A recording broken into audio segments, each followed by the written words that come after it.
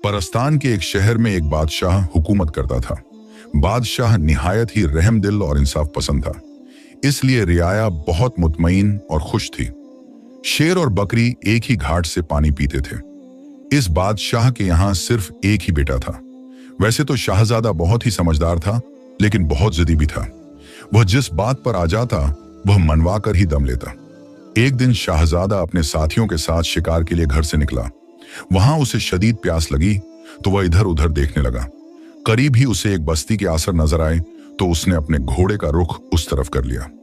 वहां जाकर उसे मालूम हुआ कि यह तो धोबियों की बस्ती है, जहां कपड़े धोए और सिटाए जा रहे थे। वहां के मकानों का जायजा लेते हुए शाहजादे की नजर अचानक एक मकान की छत पर टिक गई। वहां एक लड़की अपने गीले बाल सुखाने में मसरूफ थी। शाहजादे ने उसे देखा तो देखता ही रह गया। उसने आज तक इतना हुस्न कहीं नहीं देखा था। उसे ऐसा लगा कि आसमान से कोई अफसरा उतरकर उसके सामने खड़ी है। अचानक उस लड़की की नजर जैसे ही शाहजादे पर पड़ी तो वह सर पर दुपट्टा लेती हुई वहां से चली गई। शाहजादे को एक धोबी की बेटी की इस हरकत पर बहुत गुस्सा आया। इसी दौरान शाहजादे के साथी भी वहां आ पहुंचे और वह महल की तरफ रवाना हो गए। शाहजादा वापस तो आ गया, लेकिन अपनी जिद्दी फितरत की वजह से वह आते ही अंधे मुंह लेट गया और लग गया, जिद करने की शादी करेगा तो उसी लड़की से करेगा, वरना करेगा ही नहीं। जब बादशाह तक यह बात पहुंची तो उसने शाहजादे की तरफ देखा और कहने लगा, तुम्हारा दिमाग तो नहीं जल गया? अब एक बादशाह की बहू बनेगी तो धोबी की बेटी। शाहजादा कहने लगा, मैं इन बातों को नहीं मानता। मैं शादी करूंगा तो इसी से करूंगा। बादशाह आज तक शाहजादे की हर जिद को मानता आया था, मगर यहां मामला कुछ अलग था। बादशाह को अपनी रियासत और इज्जत का भी ख्याल था। कई दिनों तक यह बहस इसी तरह जारी रही और आखिरकार बादशाह ने बेटे के हाथों मजबूर होकर धोबी के घर पैगाम भेजा कि बादशाह उनसे बात करना चाहते हैं। वह वक्त निकालकर मेहमानों और वजीरों से मशवरे लेने के लिए आए। वहां एक वजीर बहुत समझदार था। वह कहने लगा, बादशाह सलामत, छोटा मुंह बड़ी बात। शाहजादों की बहुत सी बीवियां होती हैं, यह भी किसी कोने में पड़ी रहेगी। इस वक्त आपका रोकना मुनासिब नहीं। लड़का जवान है, खून है, कुछ भी कर सकता है। बादशाह को यह बात समझ आ गई। उसने सोचा कि कुछ दिनों तक धोबी की बेटी के साथ रहेगा तो उसका इकट्ठा दिमाग ठीक हो जाएगा। दूसरी तरफ धोबी के घर भी पैगाम पहुंचा तो धोबी और उसकी बीवी सुनकर ही कांपने लगे कि हमसे क्या गलती हो गई है, जो बादशाह ने हमें अपने दरबार में तलब किया है। हम डरते डरते, कांपते कांपते बादशाह के सामने हाजिर हुए। बादशाह ने कहा, हमें आपकी बेटी का रिश्ता चाहिए क्योंकि हमारा शाहजादा आपकी बेटी के लिए जिद कर बैठा है।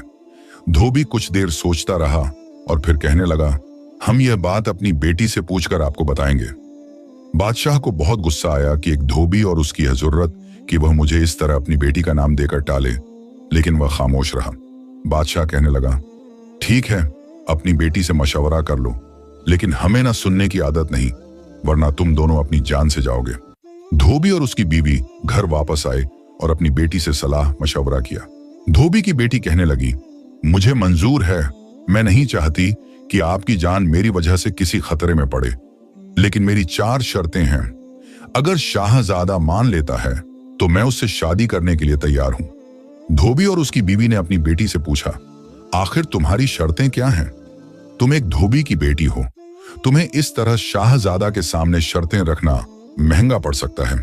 लेकिन लड़की कहने लगी, हम यह शर्तें सिर्फ शाहजादा को ही बताएंगे। अगर उन्हें यह बात मंजूर है तो आकर हमसे मिल लें और शर्तें सुन लें। अगर उन्हें गवारा हो तो हम शादी के लिए तैयार हैं, वरना हमारी तरफ से नहीं है। दूसरे दिन धोबी और उसकी बीवी फिर से बादशाह के पास गए और अपनी बेटी का पैगाम पहुंचा दिया। बादशाह ने फौरन शाहजादे को तलब किया और कहा, आपकी होने वाली शाहजादी तो अभी से शर्तें लगा रही हैं, क्या आप ये शर्तें सुनना मंजूर करेंगे? शाहजादा कहने लगा, हाँ, हम जरूर जाएंगे और देखेंगे कि वह क्या शर्तें रखना चाहती हैं। आखिरकार हम भी तो देखें, एक धोबी की बेटी में इतनी अकड़ और अना कहां से आई है। यह कहते हुए शाहजादा धोबी और उसकी बीवी के साथ उनके गरीब खाने पहुंच गया, जो कि एक बहुत छोटा सा मकान था। नीचे के कमरे में धोबी और उसकी बीवी रहते थे, जबकि ऊपर का कमरा लड़की के लिए विशिष्ट किया गया था। जब शहजादा वहां पहुंचा तो कमरे में पर्दा डालकर एक तरफ लड़की बैठ गई और दूसरी तरफ शहजादा बैठा था। दोनों तरफ खामोशी छा गई तो शहजादा बोला, कहिए, हम आपकी शर्तें सुनने आए हैं। लड़की बोली, हमारी पहली शर्त यह है कि हम आपके साथ रात नहीं गुजारेंगे। हम सुबह वक्त जाएगा करेंगे और रात होते ही वापस आ जाएंगे। पहले तो शहजादा को बहुत गुस्सा आया, फिर कहने लगा, ये तो बात की बातें हैं। ये धोबी की बेटी क्या, और ऐसी शर्त क्या? 2 दिन महल में रहेगी तो उसे वहां की आदत हो जाएगी। फिर यह कब एक महल छोड़कर एक कुटिया में आना पसंद करेगी? इसलिए शहजादा बोला, मुझे मंजूर है। लड़की फिर बोली, मेरी दूसरी शर्त यह है कि आप मुझसे बात करने या हाथ लगाने की कोशिश नहीं करेंगे। यह सुनकर शहजादा को बहुत हंसी आई और फिर सोचने लगा, यह तो सब कुछ बाद में हो ही जाएगा। उसने लड़की से कहा, ठीक है, हमें यह भी मंजूर है। लड़की फिर बोली, और मैं महल से पानी तक नहीं पीऊंगी और न ही मुझे मजबूर किया जाएगा। यह सुनकर भी शहजादा को हंसी आई। वह सोचने लगा, यह भी बेवकूफी है, दिन बार महल में रहेगी, यह कैसे संभव है कि पानी न पिए? शादी है या मजाक? फिर उसने लड़की से कहा, मुझे यह भी मंजूर है। लड़की फिर बोली, और हमारी चौथी शर्त यह है कि अगर आप कभी भी मुझे छूने की कोशिश करेंगे तो हमारा रिश्ता उसी वक्त खत्म हो जाएगा और मैं दोबारा कभी भी महल नहीं आऊंगी। यह सुनकर शहजादा सोचने लगा, यह भी बेवकूफी है, कहने की बातें हैं, यह सब बाद में होता ही रहेगा। शहजादा ने कहा, हमें आपकी चारों शर्तें मंजूर हैं।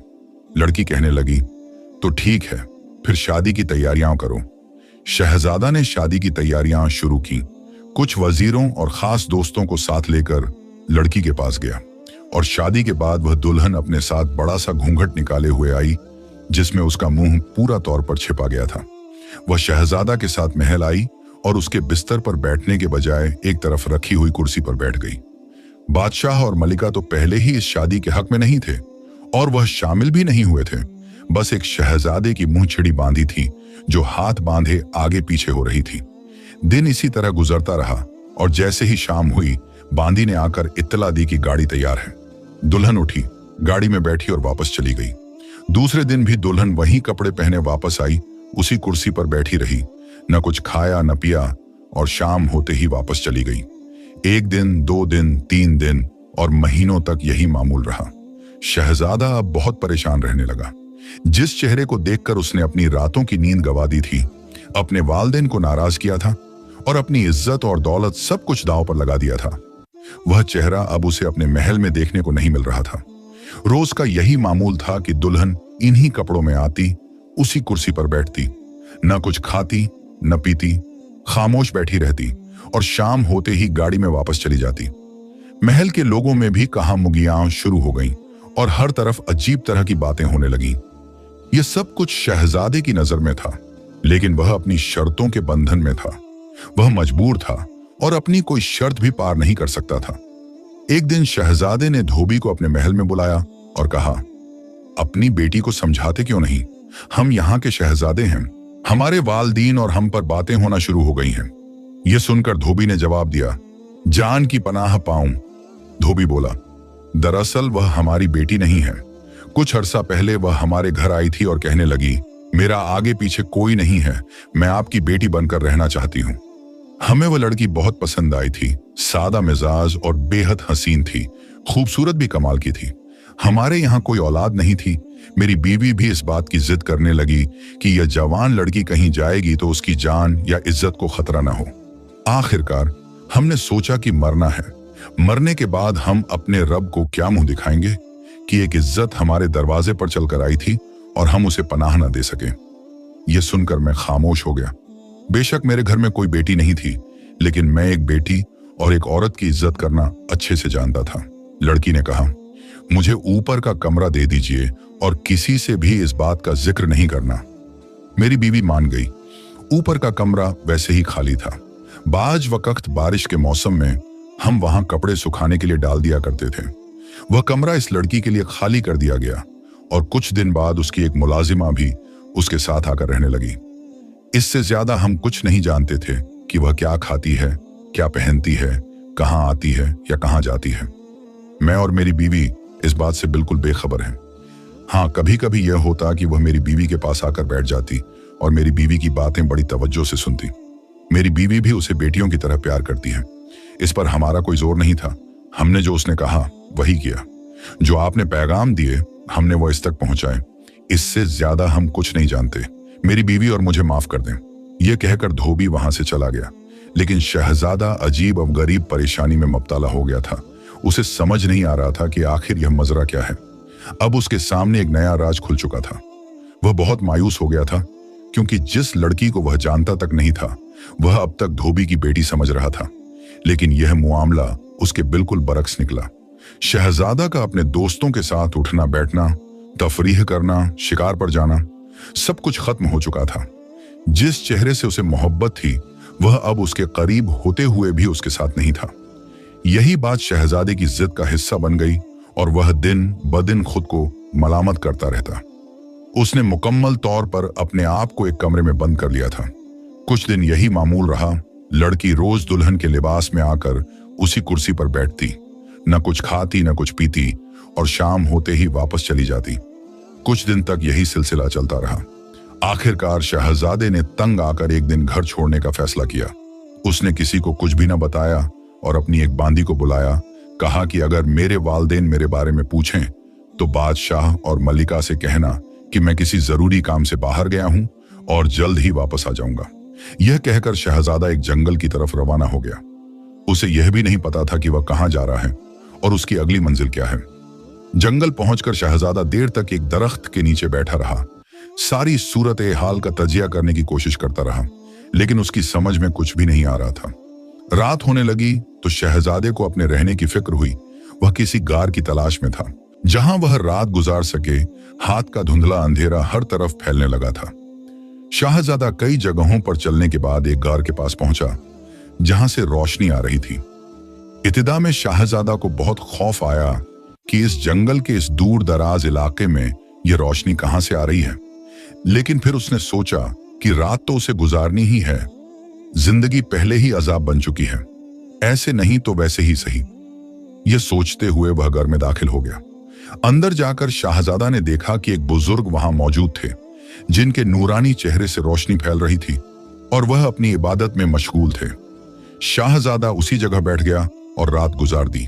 जैसे ही सुबह हुई शाहजादा बेदार हुआ और अपने अर्द गिर्द का जायजा लेने लगा। बुजुर्ग अपनी इबादत में वैसे ही मसरूफ थे। शाहजादा उठा और घर की सफाई शुरू कर दी। वह जंगल से फल तोड़कर खाता, पानी पीता और इसी तरह कुछ दिन गुजर गए।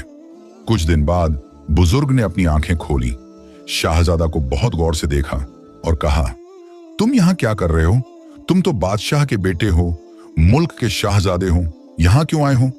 ऐसी कौन सी बात है, ऐसी कौन सी मजबूरी है जिसने तुम्हें देश से परदेसी पर मजबूर कर दिया? यह सुनते ही शाहजादा की आंखों में आंसू आ गए और उसने अपनी पूरी दास्तान सुनाई। बुजुर्ग ने कहा, मैं तुम्हें एक राख देता हूं, जब तुम इसे अपने माथे पर लगा लोगे तो किसी को भी नजर नहीं आओगे। हो सकता है कि इस तरह तुम्हारा मसला हल हो जाए। तुम यह जान सकोगे कि वह लड़की कौन है, कहां से आई है, कहां जाती है, क्या खाती है, क्या पीती है। लेकिन ख्याल रहे कि इस बात का जिक्र तुमने किसी से नहीं करना। शाहजादा ने कहा, मुझे मंजूर है। शाहजादा ने बुजुर्ग से वह राख ली और अपने महल वापस आ गया। जब वह महल वापस आया तो बांदी ने उसका स्वागत किया और पूछा, आप इतने दिन कहां थे? मलिका और बादशाह भी आपके बारे में बार बार पूछते थे, तो मैंने उन्हें बता दिया था कि आप जरूरी काम से बाहर गए हैं। शाहजादा की नजर लड़की पर पड़ी। वह वैसे ही दुल्हन के कपड़ों में उसी कुर्सी पर बैठी थी। शाहजादा ने कहा कि मेरे पीछे भी यही मामूल था। यह रोज आती थी और शाम को वापस चली जाती थी और महल से कुछ नहीं खाती पीती थी। बांदी ने जवाब दिया, जी सरकार, बिल्कुल ऐसा ही था। आपके पीछे भी यही सब चलता रहा है जो आपके सामने है। शाहजादा ने कहा, ठीक है, अभी मैं बहुत थका हुआ हूं, मैं सोना चाहता हूं, लेकिन जब शाम को इस लड़की के जाने का वक्त हो तो मुझे जगा देना। बांदी ने कहा कि ऐसा ही होगा। शाम को बांदी ने शाहजादा को जगा लिया। शाहजादा ने कुछ राख अपने माथे पर लगाई और वहां से निकल गया। सुबह से पहले शाहजादा वापस आ गया और बांदी को कहा, मैं सोने जा रहा हूं। जैसे ही वह लड़की इस कुर्सी पर आकर बैठी तो तुम मुझे जगा देना और कहना कि तुम जागे क्यों नहीं। अगर मैं न जागूं तो तुम्हें जोर देना और फिर मेरी देर से जागने की वजह पता करना। अगर मैं न बताऊं तो तुमने इस पर जोर देना और मुंह से अपनी बात मनवाना। बांदी समझ गई कि शाहजादा अब अपनी जिद पर अड्डा है और वह इस लड़की को सीधा करने के लिए कोई ना कोई तरीका तलाश रहा है। कुछ देर बाद वह लड़की आई और कुर्सी पर बैठ गई। बांदी ने जब देखा कि लड़की कुर्सी पर बैठ चुकी है तो वह शाहजादा की तरफ दौड़ी। पहले तो शाहजादा को उठाने की कोशिश की, फिर गुस्से से शाहजादा बोला, क्या हो गया है? हम इतने अच्छे ख्वाब देख रहे थे, तुमने हमें जगाकर हमारा ख्वाब और नींद खराब कर दी। बांदी ने कहा, राजकुमार, आप क्या ख्वाब देख रहे थे? शाहजादा बोला, छोड़ो, मैं नहीं बताना चाहता। मगर बांदी ने जिद की, नहीं नहीं, आप मुझे बताएं, आप क्या ख्वाब देख रहे थे? शाहजादा कुछ देर टाल मटोल करता रहा, फिर बोला, ठीक है, अगर तुम जिद करती हो तो मैं बता देता हूं, लेकिन यह बात मल्लिका और बादशाह तक नहीं पहुंचनी चाहिए, यह हमारे बीच रहनी चाहिए। बांदी ने सर हिलाकर कहा, ठीक है, यह बात हम दोनों में ही रहनी चाहिए। शाहजादा बोला, मैंने ख्वाब में देखा कि जब यह धोबी की लड़की कल रात गाड़ी में बैठकर वापस जा रही थी। शाहजादा ने कहा, तो हम भी इसके साथ गाड़ी में बैठ गए। यह सुनकर बांदी हंसीने लगी और कहा, क्या कहते हैं आप और इसके साथ गाड़ी में बैठ गए? शाहजादा बोला, क्या करती हो तुम? ये तो ख्वाहिश थी, हम हकीकत की बात तो नहीं कर रहे। बांदी बोली, अच्छा, मैं भूल गई थी, आपने फिर क्या देखा? शाहजादा ने कहा, हम इसके साथ गाड़ी में बैठकर इसके घर तक पहुंचे और वहां हमने देखा कि वह हमेशा मिली सी साड़ी में मलबूस रहती थी। उसने वह साड़ी उतार कर फेंकी और अपनी मलाजिमा को आवाज देकर कहा कि गर्म पानी तैयार करो, हम नहाना चाहते हैं। बांदी हंसी और कहा, क्या बात करते हैं आप इसके पीछे चले गए? शाहजादा बोला, हमने कहा ना, हम ख्वाहिश सुना रहे हैं, यह कोई हकीकत नहीं है। बांदी ने कहा, अच्छा ठीक है, आपने फिर क्या देखा? शाहजादा बोला, हमने देखा कि वह नहाते हुए बहुत खूबसूरत लग रही थी और जब वह पानी का एक डिब्बा अपने ऊपर डालती तो हम 2 डिब्बे डाल लेते। जब उसका पानी खत्म हो गया तो उसने चीख कर मलाजिमा को बुलाया और कहा, आज पानी बहुत कम रखा है। मलाजिमा ने कहा, पानी तो हमने पूरा रखा है, लेकिन अगर आप और चाहें तो हम और ला देते हैं। मलाजिमा ने ज्यादा पानी ले आकर दिया और वह पानी भी हमने खत्म कर दिया। इसी तरह वह नहाकर बाहर निकली और बोली, हमें भूख लगी है, खाना ले आओ। उसकी मलाजिमा बाहर गई, आसमान की तरफ दोनों हाथ ऊपर किए और हमने बेहद खूबसूरत एक थाल आसमान से उतरते हुए देखा। मलाजिमा ने कुछ खाना अपने लिए रखा और बाकी खाना उसे दे दिया। हमें भी बहुत भूख लगी थी और हमने उसके साथ खाना खाया, लेकिन उसकी भूख खत्म नहीं हुई, खाना खत्म हो गया। उसने फिर से मलाजिमा को बुलाया और कहा, क्या हो गया है? आज पानी भी कम था और खाना भी कम है।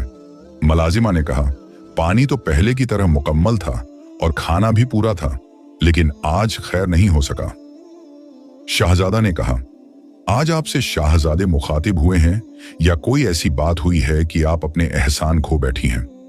यह सुनकर उसने मलाजिमा को बहुत डांटा, बहुत गुस्से किया और कहा, तुम जानती हो हम किस वजह से मजबूर हैं, इस तरह हमारा मजाक न उड़ाओ, हम किसी को कुछ नहीं समझते। बांदी बोली, अच्छा, इसके बाद क्या हुआ? शाहजादा बोला, हमने देखा कि कुछ देर बाद वही मलाजिमा वापस आई और इस धोबी की बेटी को तैयार करने लगी, जो हमेशा बड़ी सी घूंघट ओढ़े और मिली सी साड़ी में बैठी रहती थी। तैयार होने के बाद वह किसी अफसरा से कम नहीं लग रही थी। इस कदर हसीन और जामिल खूबसूरत लड़की कि हम तो देखकर अपना होश ही खो बैठे। फिर यह बहुत ही तैयार होने के बाद छत के पास जाकर खड़ी हो गई। वहां से एक उड़न कुतोला आया, ये उसमें सवार हुई। हम हैरत से देखने लगे क्योंकि हम पूरा मामला जानना चाहते थे। हमने भी इस उड़न कुतोले को पकड़ लिया। उड़न कुतोला सितारों के बीच से होता हुआ एक जहां में जा रुका, जहां पर बेहद खूबसूरत परियां थीं, शाहजादे थे। वहां की दुनिया ही अलग थी। वहां पहुंचकर हमने देखा कि एक बाजार सा बड़ा हुआ था और एक बहुत हसीन जामिल मर्द वहां के तख्त पर बैठा था। उसके सामने हर परी बारी बारी आकर नाच दिखा रही थी और अपने इनाम वसूल कर रही थी। उसके वहां पहुंचते ही सब परियों ने उसे झुककर सलाम किया, जैसे यह उनकी शाहजादी हो या उनकी मलिका हो। उसे देखकर वहां पर बैठे एक शख्स की आंखों में चमक आ गई और वह कहने लगा, अब तुम्हारी बारी है, तुम टाइम पर ही पहुंची हो। फिर उसने भी नाच शुरू कर दिया। उसे नाचता देखकर उस शख्स की आंखों में चमक आ गई थी। उसने बहुत कीमती अंगूठी अपने हाथ से निकाली और उसे थमा दी। यह नाचने में इतनी मसरूफ थी। शाहजादा ने कहा, क्या उसने वह अंगूठी धोली की तरफ फेंक दी। धोली ने वह अंगूठी उठाकर अपने पास संभाल कर रखी। मैं भी वहीं पर मौजूद था, लेकिन मैं किसी को नजर नहीं आ रहा था। वह अंगूठी मैंने धोली से निकाल ली और अपने पास रख ली। कुछ देर यह आराम करती रही और फिर उस आदमी के कहने पर उसने दोबारा से नाचना शुरू किया। इस बार भी वह आदमी बहुत खुश हुआ था और उसने एक कीमती और रेशमी रूमाल उसकी तरफ फेंका। उसने वह रूमाल उठाया, सबको दिखाया और फिर से ढोली की तरफ फेंक दिया। वह रूमाल भी उठाकर मैंने अपने पास रख लिया। बांदी बहुत गौर से यह सब कुछ सुन रही थी और पास बैठी लड़की का घूंघट कुछ सरकना शुरू हो गया था। शाहजादे ने नजरें चुराकर लड़की की तरफ देखा। उसका घूंघट जरा जरा सरकना शुरू हो गया था, लेकिन शाहजादा और बांदी ने यह जाहिर किया कि वे उसकी मौजूदगी से बेखबर हैं और अपनी बातों में मसरूफ हैं। बांदी कहने लगी, अच्छा, वह अंगूठी और रूमाल मुझे तो दिखाइए। शाहजादा कहने लगा, कैसी बातें करती हो। जैसे ही हाथ डाला उससे रूमाल और अंगूठी मिल गए।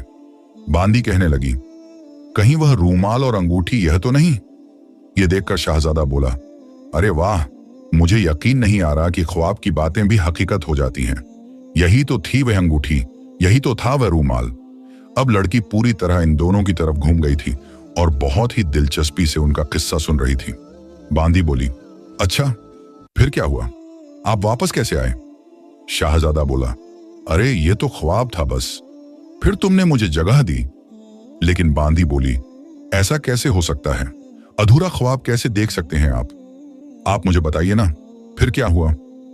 बहुत देर जिद करने के बाद शाहजादा ने फिर से कहना शुरू किया। कुछ देर आराम के बाद फिर से एक जश्न का समा बांधिया गया। बहुत सी परियों के नाच के बाद फिर से उसकी बारी आई। यह फिर से धूल की थप पर नाचने लगी और वह शख्स फिर से बहुत खुश हुआ। धूल की थप पर यह इस तरह से नाची कि इसकी मिसाल देना मुश्किल है। उसका नाच देखकर वह आदमी फिर से अपनी कुर्सी से उठकर अपने गले से एक माला उतारकर उसकी तरफ फेंक दी। वह माला भी उसने उस ढोली की तरफ फेंक दी और उसके वापस आने का वक्त हो चुका था। शाहजादा ने कहा, उसने सोचा होगा कि कल यह चीजें आखिर वापस ले लूंगी। फिर वह दोबारा से उसी उड़न को तोले में बैठकर उसी ढोली की छत पर आकर उतर गई। मैं बीच के साथ साथ था और फिर मेरी आंख खुल गई। बांदी ने यह सुना तो कहने लगी, वह माला भी हमें दिखाइए। लेकिन शाहजादा बोला, अब क्या करती हो, एक बात सही साबित हो गई है तो इसका मतलब यह नहीं कि अब सब कुछ ही मेरे पास से मिलेगा। बांदी को पहले ही सब कुछ सिखा दिया गया था। वह न मानी और शाहजादा की जेब में हाथ डालकर वह माला भी वहां से निकाल ली।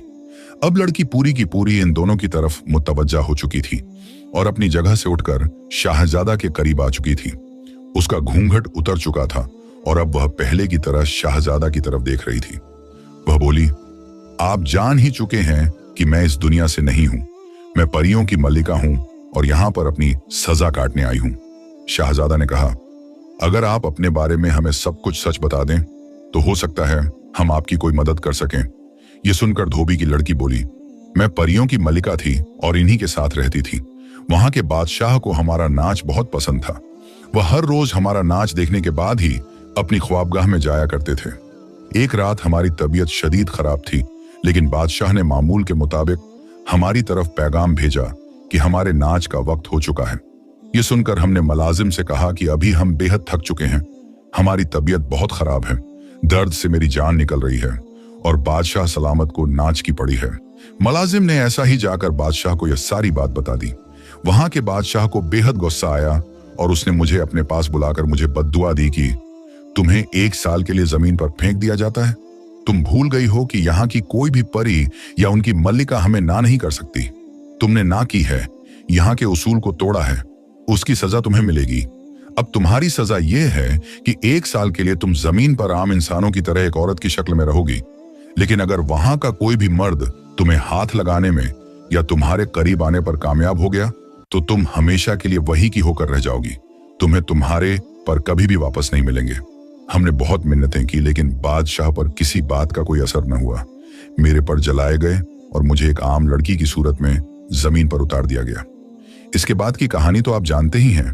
मैं एक धोबी के घर रहने लगी। धोबी बहुत ही नेक था, उसकी बीवी भी बहुत अच्छी थी। वह मुझे एक बेटे की तरह प्यार करते थे और इस तरह हमारा आमना सामना हुआ। आप मुझे पसंद कर बैठे और सच बात तो यह है कि मैं भी आपको पसंद करती हूँ। अब मैं वापस नहीं जाना चाहती, बल्कि बाकी उम्र आपकी सेवा में गुजारना चाहती हूँ। शाहजादा यह बातें सुनकर बहुत खुश हुआ। बांदी की खुशी का तो कोई ठिकाना ही न रहा था।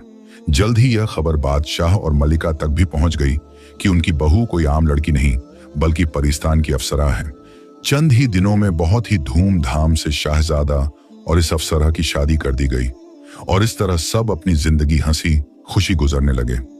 अपनी जिंदगी बदल कर रख देगी, इसके लिए उसकी खुशी और उसका सुकून बन जाएगी।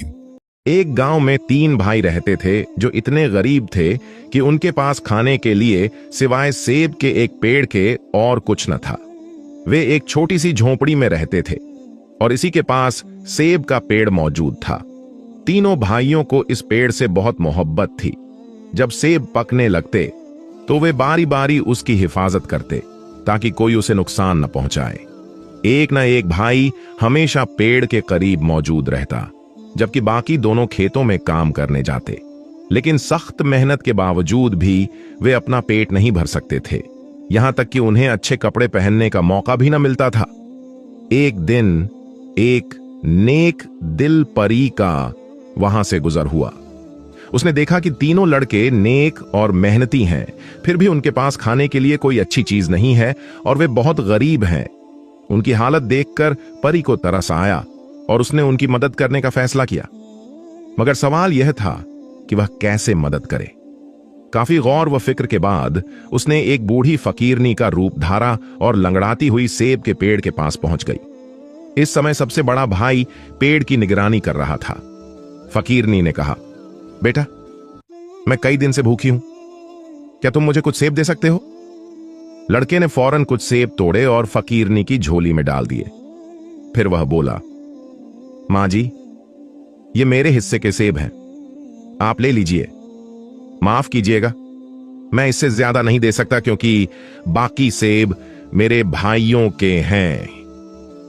फकीरनी ने सेब लिए, दुआएं दी और वहां से रवाना हो गई। अगले रोज दरमियानी भाई दरख्त की हिफाजत पर था। रहमदिल परी दोबारा बूढ़ी फकीरनी के भेष में आई और उससे सेब मांगे। दरमियानी भाई ने भी अपने हिस्से के सेब खुशी से दे दिए। वह ज्यादा सेब देने को भी तैयार था, मगर छोटे भाई के हिस्से को हाथ लगाना उसने मुनासिब न समझा।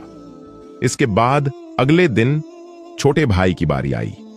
रहमदिल परी उसी तरह फकीरनी के रूप में आई और उससे भी सेब मांगे। छोटे भाई ने भी तरस खाकर फकीरनी को अपने सब सेब दे दिए। इस तरह दरख्त पर एक भी सेब बाकी न रहा।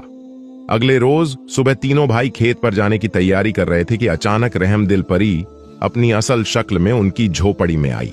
वह बोली, लड़कों, मैंने तुम सबकी आजमाइश की है और यह देखा कि रहमदिली में तुम तीनों बराबर हो। मैं तुमसे बहुत खुश हूं। अब मेरे साथ चलो, मैं तुम्हें इनाम देना चाहती हूं। तीनों भाई उसके साथ हो लिए। रहमदिल परी उन्हें एक घने जंगल में ले गई, जहां दरख्त इतने घने थे कि सूरज की किरणें भी जमीन तक न पहुंच सकती थीं। वह कभी उन्हें पहाड़ों पर चढ़ाती तो कभी घाटियों में ले जाती। आखिरकार वह एक बड़ी नदी के पास पहुंचे जो पहाड़ों से निकलकर उछलती कूदती मैदानों की तरफ बह रही थी। परी ने तीनों भाइयों से कुछ कहना चाहा, मगर नदी के तेज बहाव से ऐसा शोर हो रहा था कि उसकी आवाज उन तक न पहुंच सकी। तब परी ने हर एक के पास जाकर उनके कान में अपनी बात कही। उसने बड़े भाई से कहा, यहां तुम जो कुछ भी मांगोगे मैं तुम्हें दूंगी। बताओ, तुम्हें क्या चाहिए? बड़ा भाई उस समय सख्त प्यासा था और बिना कुछ सोचे उसने कह दिया, मैं चाहता हूं कि यह पूरी नदी शरबत बन जाए और यह सब मेरी मिल्कियत हो। परी ने अपनी जादू की छड़ी घुमाई और वह पहाड़ी नदी का झागदार पानी लाल शरबत में बदल गया।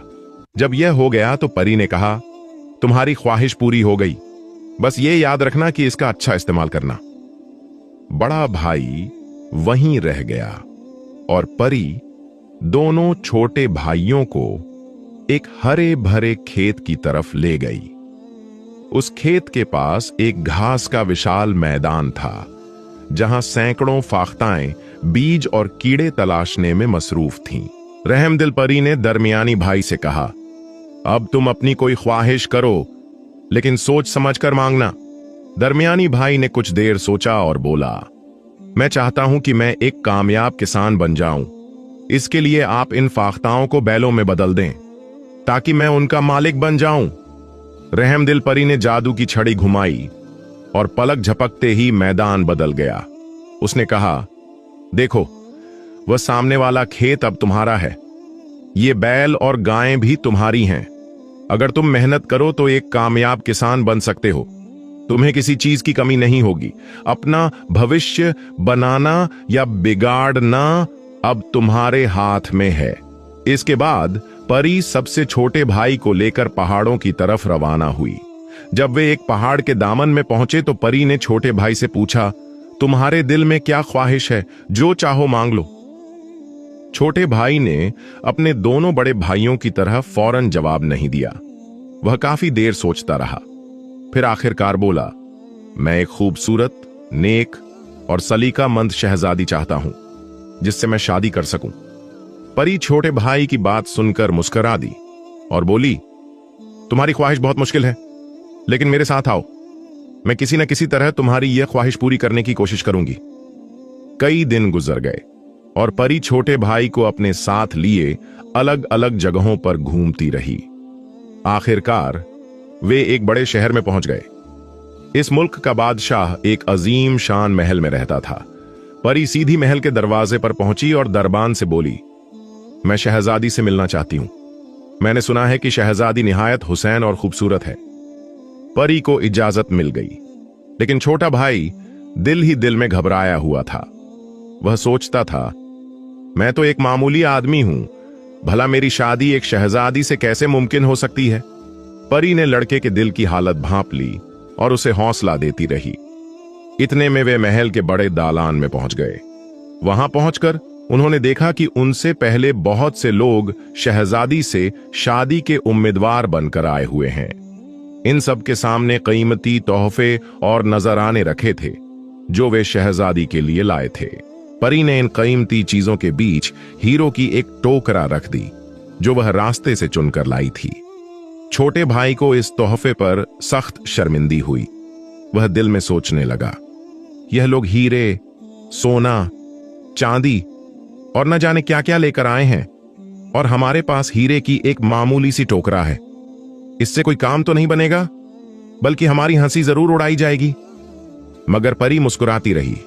उसके मना करने के बावजूद उसने हीरे की मामूली सी टोकरा कीमती तोहफों के बीच रखे रहने दी। थोड़ी ही देर में दरबार में कुछ हलचल महसूस हुई। सब लोग अपनी अपनी जगह खड़े हो गए क्योंकि बादशाह सलामत शहजादी के साथ दरबार में प्रवेश कर रहे थे। उनके सामने एक चबूतरे पर तख्त बिछा हुआ था और वह उसी पर जाकर बैठ गए। शहजादी के सामने सभी उम्मीदवार सिर झुकाकर खड़े रहे। जल्दी ही शहजादी ने यह बात नोट की कि छोटा भाई अगरचे पुराने फटे कपड़ों में था, फिर भी देखने में दूसरे उम्मीदवारों से ज्यादा खूबसूरत और अच्छे मिजाज का लगता था। शहजादी ने अपने वालिद यानी बादशाह सलामत से साफ शब्दों में कह दिया कि वह इस फटे कपड़ों वाले नौजवान से शादी करना चाहती है। मगर बादशाह की ख्वाहिश यह थी कि शहजादी बाकी उम्मीदवारों में से किसी ऐसे शख्स से शादी करे जो दूर दराज के अमीर कबीर शहजादे मालूम होते थे। लेकिन बादशाह सलामत अपनी बेटी शहजादी गुलनार का बहुत ख्याल रखते थे और किसी भी तरह उसका दिल तोड़ना नहीं चाहते थे। वह सोचने लगे कि कैसे यह फैसला किया जाए कि इन सभी उम्मीदवारों में से सबसे बेहतर और शहजादी के लायक कौन है। परी ने यह देखा कि बादशाह सलामत किसी गहरी सोच में है, तो वह आगे बढ़कर बोली, जहां पनाह, आप यह मामला इस तरह हल करें कि सब उम्मीदवारों को अंगूर की नई बेलें दें ताकि वह अपने खेत में लगाएं। जिस उम्मीदवार की बेल 3 दिन के अंदर फल दे, उसके साथ शहजादी की शादी कर दी जाए। बादशाह ने दिल में सोचा कि यह एक उम्दा तरीका है, क्योंकि 3 दिन में किसी बेल में अंगूर का आना मुमकिन नहीं है, और यूं इन उम्मीदवारों में से किसी के साथ शहजादी की शादी नहीं होगी। बादशाह ने फौरन हुक्म दिया और अंगूर की ताजा बेलें लाकर पेश की गईं। इन बेलों पर उम्मीदवारों के नाम कंधा कर दिए गए और उन्हें शाही महल के बाग में लगा दिया गया। शहजादी गुलनार हर घंटे बाद बाग में जाती और देखती कि आया किसी बेल पर फल आ रहा है या नहीं, मगर किसी भी बेल पर अंगूर का निशान तक नहीं था। जब 2 दिन गुजर गए तो शहजादी बहुत मायूस हो गई। वह समझ गई कि इन बेलों में फल आना मुमकिन नहीं, क्योंकि भला 3 दिन में फल कैसे लग सकता था। शहजादी दिल ही दिल में कहती, लेकिन साथ ही वह इस गरीब नौजवान के लिए दुआ भी कर रही थी कि उसकी बेल पर अंगूर लग जाएं, ताकि इन दोनों की शादी मुमकिन हो सके। तीसरे दिन मायूसी के बावजूद शहजादी अंगूर की बेल देखने गई। रास्ते में उसे वही गरीब नौजवान मिला। उसे देखकर शहजादी ने सोचा कि शायद वह महल में रास्ता भूल गया है, लेकिन नौजवान भी अंगूर की बेल देखने के लिए जा रहा था।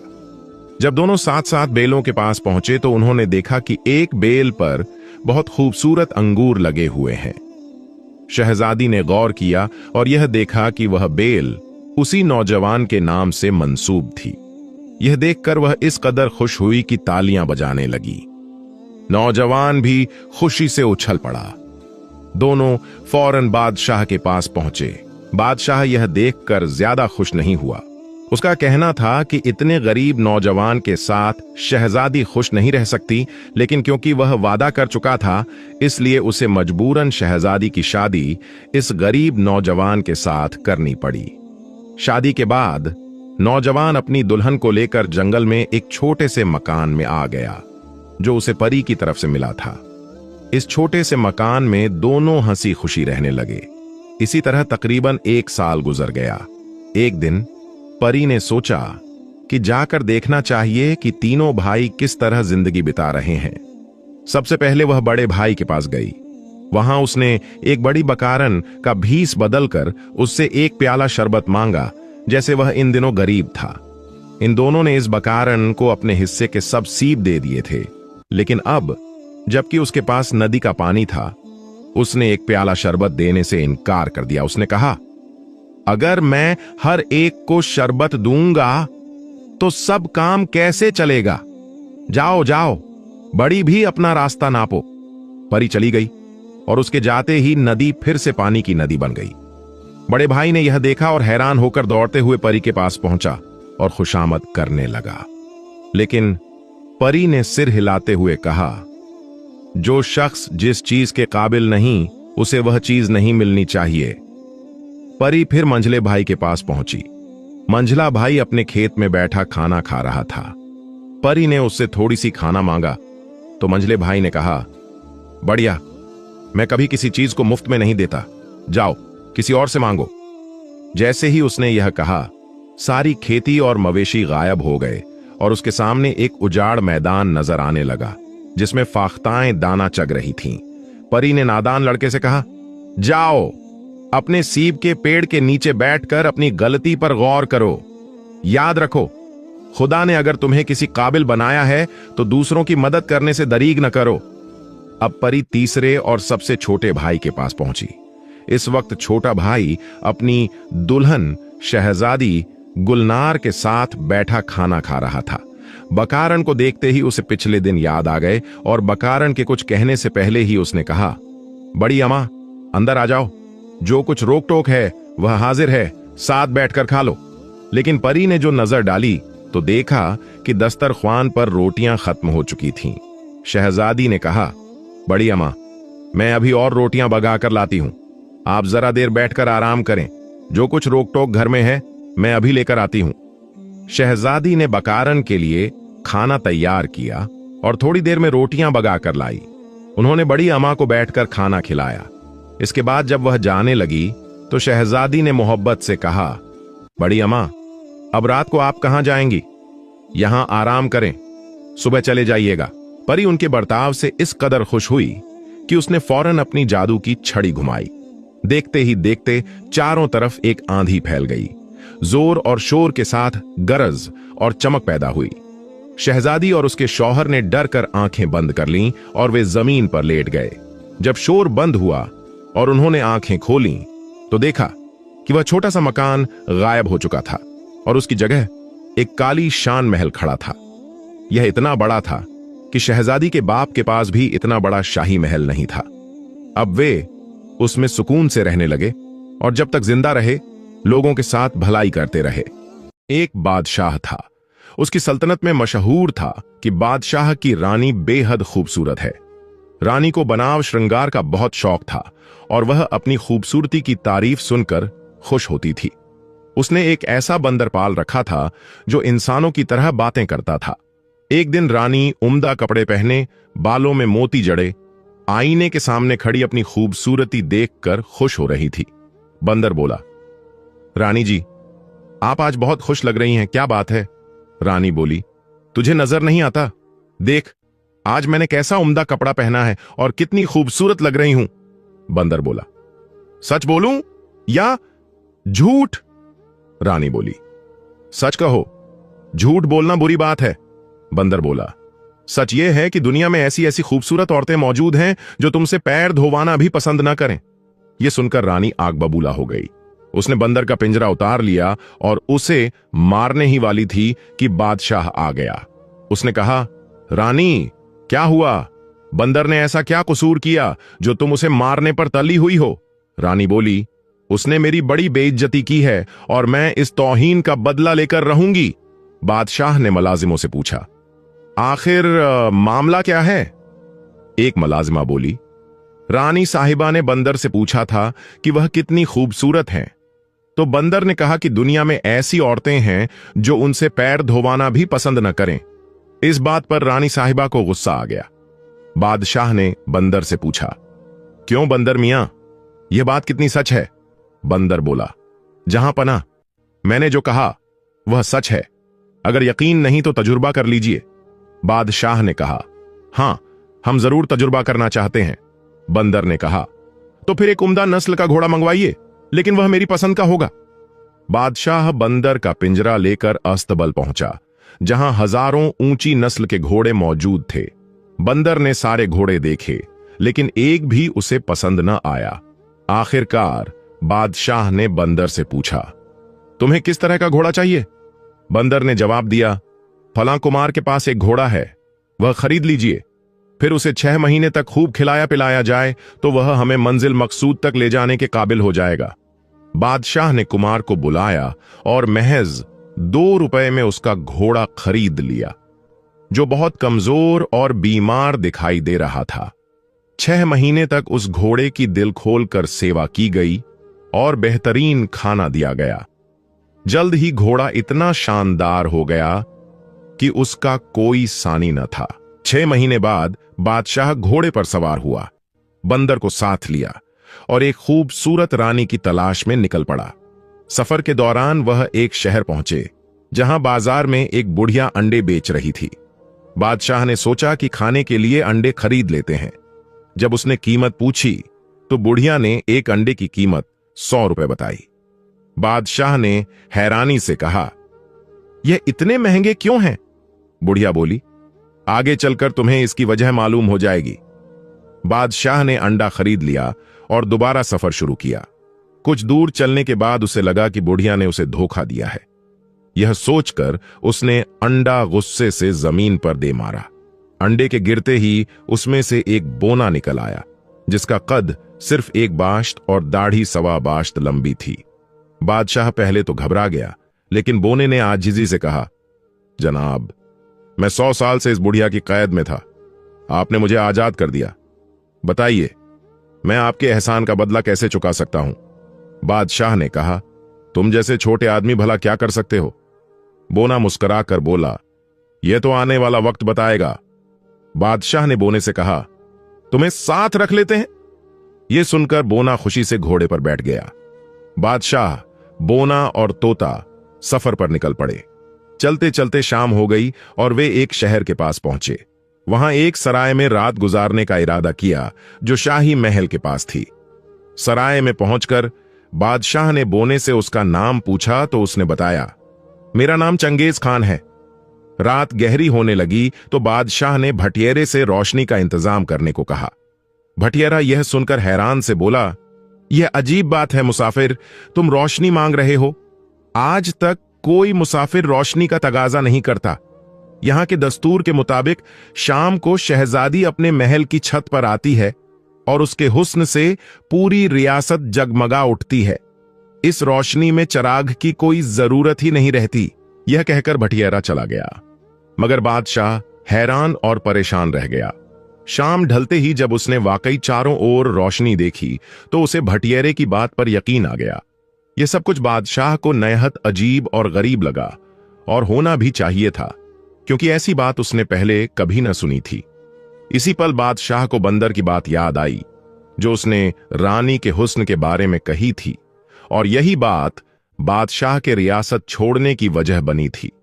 इस वाकये ने बादशाह को मजीद बेचैन कर दिया। उसने चंगेज खान से मशवरा किया, बताओ, इस रियासत की शहजादी को हासिल करने के लिए हमें क्या करना चाहिए? चंगेज खान ने कहा, जहां पना, आपने मुझ पर बहुत बड़ा एहसान किया है, इसलिए मैं पूरी कोशिश करूंगा कि किसी न किसी तरह शहजादी को आपके लिए हासिल करूं। बादशाह ने जवाब दिया, तुम इतने से आदमी हो, भला इस सिलसिले में क्या कर सकते हो? चंगेज खान मुस्कुराकर बोला, हर छोटी चीज बेकार नहीं होती। मैं आपकी नजर में छोटा हूं, मगर वह काम कर सकता हूं जो बड़े से बड़ा आदमी नहीं कर सकता। बादशाह, चंगेज खान और बंदर सराय में महल के करीब बैठे बातें कर रहे थे। चंगेज खान अपनी चालाकियों की बातें कर रहा था, जबकि बंदर अपनी दिलचस्प बातों से बादशाह का दिल बहला रहा था। इन सब बातों की आवाजें शहजादी के कानों तक पहुंच गईं। बंदर की प्यारी बातें सुनकर शहजादी प्रभावित हुई और उसने महल के पहरेदारों को बुलाया। शहजादी ने हुक्म दिया, सराय में जाकर इस मुसाफिर को हमारा सलाम कहो, जिसके पास यह बंदर है, और यह बंदर उससे खरीद लो। जो कीमत वह मांगे उसे दे देना। आधी रात का वक्त था जब शहजादी के पहरेदार सराय में पहुंचे। वह मुसाफिर को तलाश करते हुए बादशाह तक आ पहुंचे। चंगेज खान ने पहरेदारों को आते देखा तो बादशाह से कहा, जहां पना, खुदा खैर करे, ये सरकारी पहरेदार हमारी तरफ आ रहे हैं। मेरा ख्याल है कि हमारी सारी बातें उनके कानों तक पहुंच चुकी हैं, मगर घबराने की जरूरत नहीं, अल्लाह सब बेहतर करेगा। पहरेदार सराय में पहुंचे और शहजादी का पैगाम मुसाफिर यानी बादशाह को सुनाया। बादशाह अभी कोई जवाब देने भी न पाया था कि चंगेज खान फौरन बोल पड़ा, तुम लोगों का दिमाग ठीक है? हम अपना बंदर तुम्हें क्यों देने लगे? वापस जाकर अपनी शहजादी से कह दो कि हर जगह उसका हुक्म नहीं चलता। पहरेदार हैरानी से चारों ओर देखने लगे कि यह आवाज कहां से आ रही है। जब उन्होंने गौर किया तो देखा कि एक बहुत छोटा सा आदमी, जिसका कद सिर्फ एक बाश्त और दाढ़ी सवा बाश्त की थी, मुसाफिर के पलंग के करीब बैठा हुआ है। उसकी सूरत देखकर